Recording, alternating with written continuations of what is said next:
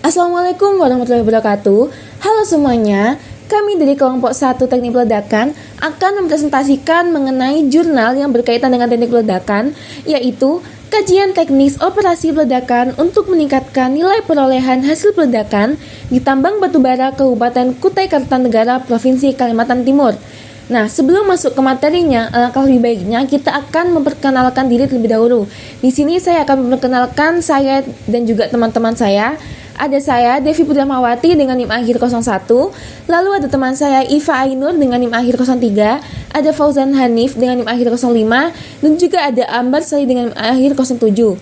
Nah, untuk selanjutnya kami akan mempresentasikan hasil dari kajian mengenai nilai perolehan untuk tambang batubara.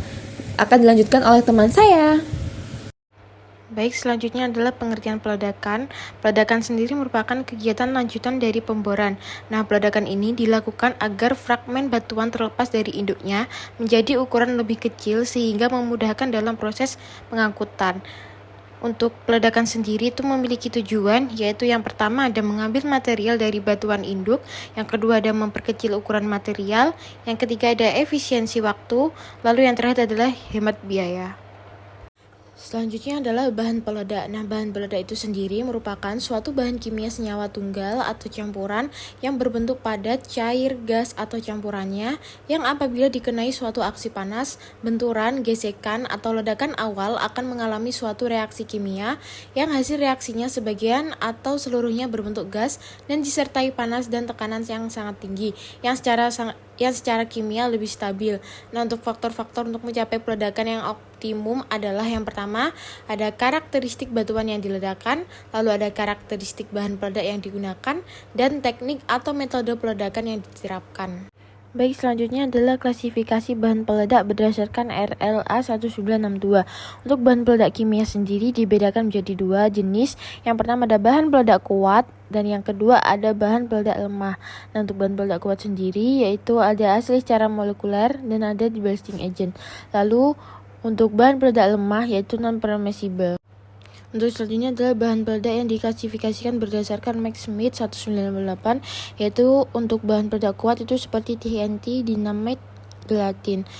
Terus yang kedua ada bahan agen peledakan seperti ANFO, slurry, emulsi, hybrid ANFO, slurry mixture.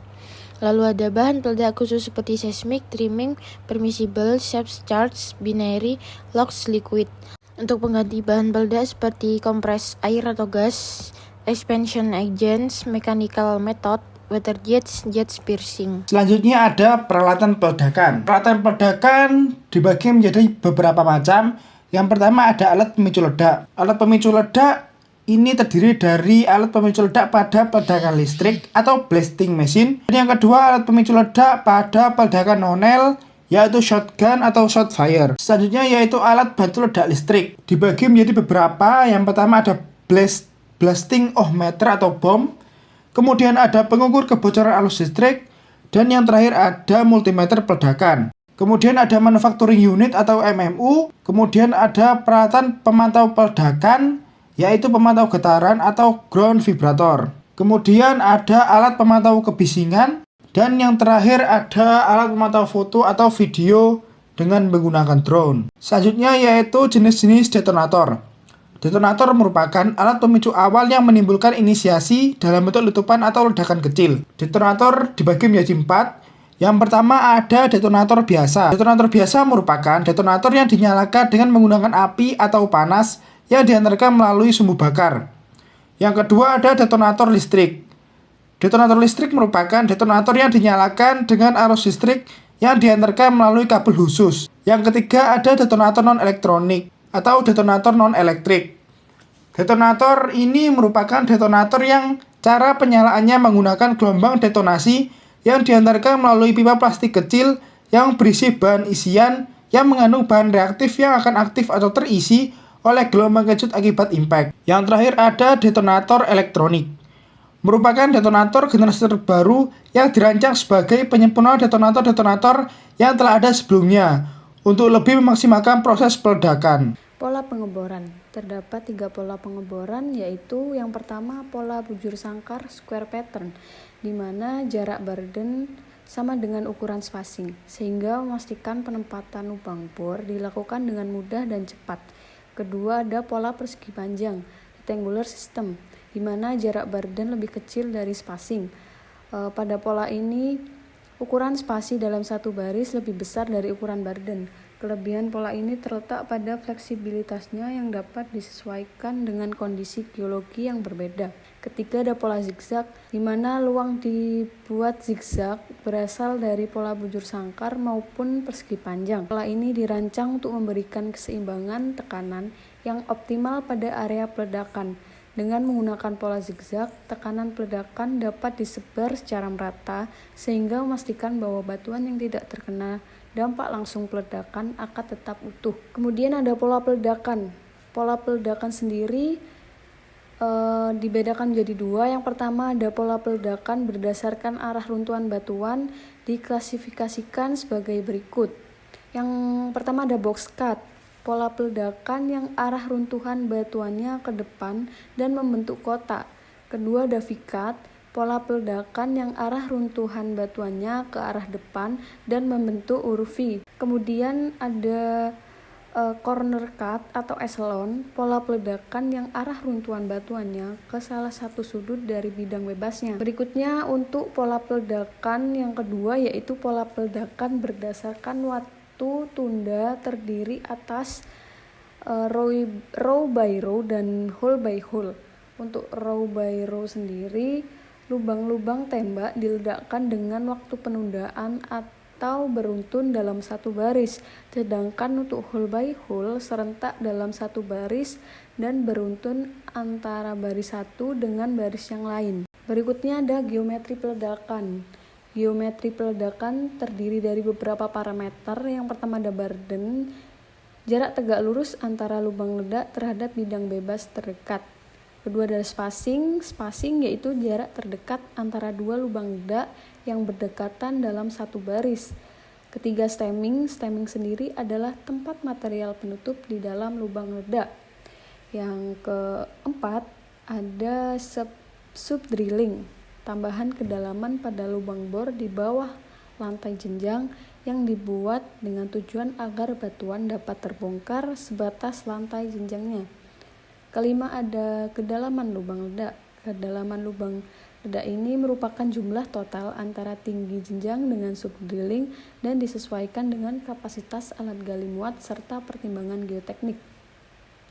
Dalam mencari besaran geometri ledakan jenjang, ada beberapa persamaan yang dapat dipakai antara lain rumus RLS, rumus Shijiko-nya, rumus ICI eksplosif. Nah, untuk yang selanjutnya di sini kita akan masuk langsung ke review jurnal yang udah dijelasin sebelumnya, bahwa di sini kita akan mengkaji mengenai mengapa sih nilai perolehan hasil peledakan ini bisa meningkat dari tambang batu bara di Kabupaten Kutai Kartanegara.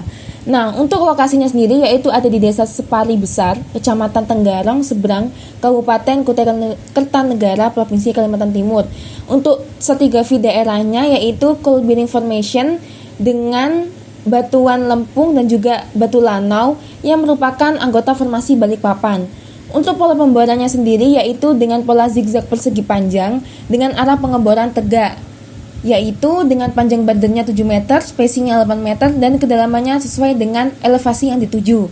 Nah, untuk pola peledakannya sendiri yaitu dengan menggunakan peledakan beruntun antar baris atau hole by hole seperti yang dijelaskan oleh temanku tadi, dan juga dengan arah runtuhannya yaitu corner cut atau echelon.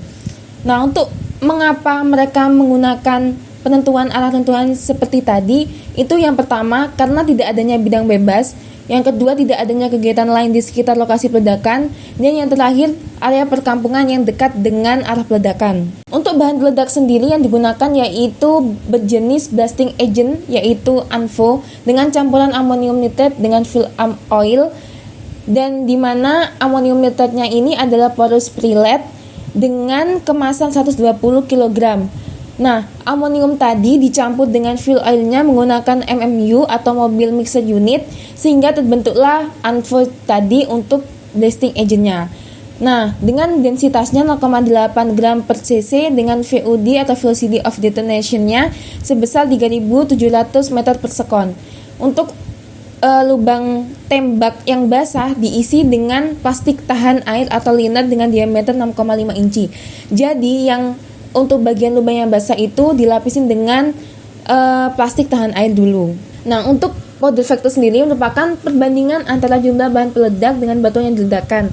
Nah, powder factor ini ditentukan berdasarkan perhitungan teknis dan ekonomis, sehingga PT MTN ini menetapkan batasan powder factor tidak lebih dari 0,8 kg per meter kubik, dan di lapangan sendiri ternyata berkisar 0,9 sampai 0,8. Jadi hal ini PF-nya itu udah sesuai ya, dan mengkampa ini bisa beda karena ada lubang basahnya juga. Jadi tiap lubang itu juga dengan PF yang beda-beda. Lalu yang selanjutnya ada fragmentasi hasil peledakan. Nah, yang di sini ukuran fragmentasi dari peledakannya disesuaikan dengan bucket dari alat gali muatnya itu sendiri. Nah, di mana mereka menggunakan Hitachi X1900 dengan kapasitas bucketnya itu 12 meter kubik dan dimensi bucketnya panjangnya 3 meter dengan lebar 2 meter dan tinggi 1,8 meter agar efisiensi alat gali muat lebih optimal. Oleh karena itu, ukuran fragmentasinya itu harus lebih besar dari 1 cm yang dianggap bongkah. Nah, dari perhitungan secara teoritisnya, mereka itu sudah dianggap bagus karena bongkahannya itu lebih dari 1 cm yang kurang dari 15%, yaitu 12,35%. Jadinya yang lebih dari 1 cm itu sedikit, sudah sesuai. Nah, dari itu tadi hasil yang didapatkan yaitu ada beberapa faktor perolehan hasil peledakan. Yang pertama, dari kedalaman lubang bor tidak sesuai dengan kemampuan alat gali muat. Kenapa gak sesuai? Ternyata kedalamannya yaitu yang digunain 8,5 meter. Sedangkan dari Hitachi sendiri tadi yang aku sebutin itu hanya sekitar 4 meteran. Nah, itu gak sesuai dengan efektivitas atau efisiensi dari alat gali muat itu sendiri. Sehingga disarankan agar kedalaman lubang ledaknya dibuat sesuai dengan alat gali muat, yaitu kurang dari 8,5 meter. Lalu yang kedua yaitu persentase fragmentasi kurang dari 1 cm. Nah, di mana semakin kecil distribusi fragmentasi akan meningkatkan perolehan hasil peledakan. Nah, ini dipengaruhi oleh PF-nya tadi, di mana semakin besar PF maka persentase fragmentasi kurang dari 1 cm akan semakin besar. Nah, dari perhitungan dengan Kuslam tadi, ternyata diperoleh rata-rata fragmentasi yang lebih dari 1 cm itu cuma 12,35%, sehingga dikatakan bahwa target fragmentasinya sudah tercapai atau sesuai dengan yang diharapkan, seperti tabel yang ada di samping itu. Nah, mungkin cukup sekian ya teman-teman.